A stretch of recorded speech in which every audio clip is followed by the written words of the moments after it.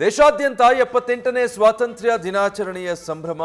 ದೆಹಲಿಯ ಕೆಂಪುಕೋಟೆಯಲ್ಲಿ ಧ್ವಜಾರೋಹಣಕ್ಕೆ ಸಿದ್ಧತೆ ಮಾಡಿಕೊಳ್ಳಲಾಗಿದೆ. ಇನ್ನೇನು ಕೆಲವೇ ಕ್ಷಣಗಳಲ್ಲಿ ಪ್ರಧಾನಿ ಮೋದಿ ಧ್ವಜಾರೋಹಣ ನೆರವೇರಿಸಲಿದ್ದಾರೆ.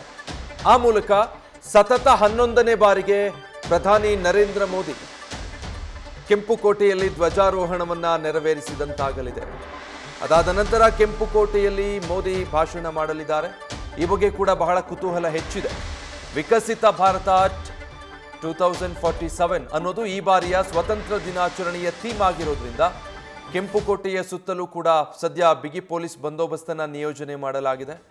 ಸೊ ರಾಜಧಾನಿಯ ಕೆಂಪುಕೋಟೆ ಯಾವ ರೀತಿ ಇವತ್ತಿನ ಸ್ವಾತಂತ್ರ್ಯ ದಿನಾಚರಣೆಯ ಸಂಭ್ರಮಕ್ಕೆ ಸಿದ್ಧವಾಗಿದೆ ಅನ್ನೋದನ್ನ ದೃಶ್ಯಗಳಲ್ಲಿ ಗಮನಿಸ್ತಾ ಇದ್ದೀರಾ.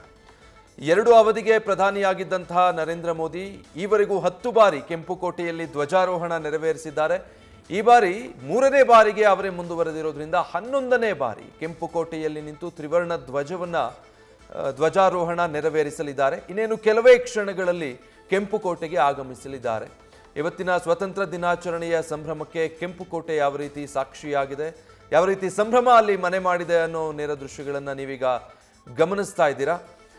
ಈ ಬಾರಿ ವಿಕಸಿತ ಭಾರತ್ 2047 ಅಂದರೆ 2047ಕ್ಕೆ ನಮ್ಮ ದೇಶಕ್ಕೆ ಸ್ವತಂತ್ರ ಸಿಕ್ಕಿ 100 ವರ್ಷಗಳಾಗುತ್ತೆ. ಆ ಸಂದರ್ಭದಲ್ಲಿ ಭಾರತ ಹೇಗೆ ಪ್ರಜ್ವಲಿಸಬೇಕು ಅನ್ನೋ ಥೀಮ್ ಇಟ್ಕೊಂಡು ಈ ಬಾರಿಯ ಸ್ವಾತಂತ್ರ್ಯ ದಿನಾಚರಣೆಯನ್ನ ಆಚರಣೆ ಮಾಡಲಾಗ್ತಾ ಇರುವಂಥದ್ದು.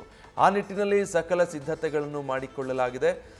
ಇದೇ ಒಂದು ಥೀಮ್ನ ಅಡಿಯಲ್ಲಿ ಇವತ್ತು ಪ್ರಧಾನಿ ನರೇಂದ್ರ ಮೋದಿ ಕೂಡ ದೇಶವನ್ನುದ್ದೇಶಿಸಿ ಭಾಷಣ ಮಾಡಲಿದ್ದಾರೆ. ಏನೆಲ್ಲ ಮಾತನಾಡ್ತಾರೆ ತಮ್ಮ ಭಾಷಣದುದ್ದಕ್ಕೂ ಅನ್ನೋದು ಕುತೂಹಲಕ್ಕೆ ಕಾರಣವಾಗಿದೆ.